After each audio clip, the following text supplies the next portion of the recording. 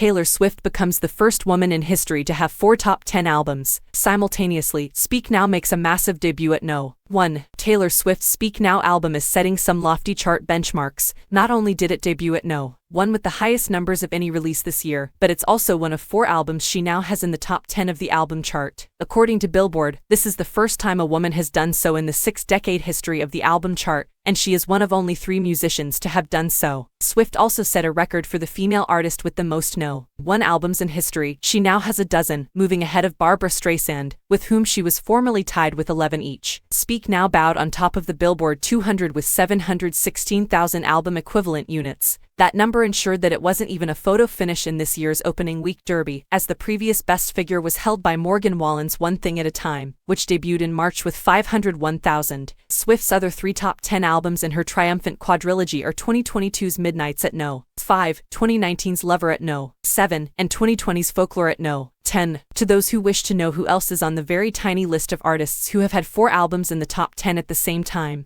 Herb Alpert and Prince are the other 2. When Alpert accomplished this feat in 1966, he was the last surviving person to do it. It happened after Prince's death in 2016, posthumously. Since the chart's inception in 1963, no one else has had 4 at the same time. Speak Now also set a mark for the biggest debut number of the 3 re-recordings Swift has released to date, and her campaign to remake all of the albums she originally recorded for her former label, Big Machine. Red is now in second place, having come out of the gate with 605,000 in late 2021. The first in this series, Fearless, had a less auspicious bow, with 291,000 in early 2021, with the lesser number partly accounted for by the fact that the much-coveted vinyl version was not yet available at the time of general release. That one, like the others, easily debuted at No. 1 anyway. Sales accounted for a lot of the Speak Now total, in an era when most No. 1 albums are getting almost all of their strength from streaming. Actual sales for the album in its first week added up to 507,000 copies. Of those, vinyl sales accounted for 268,500.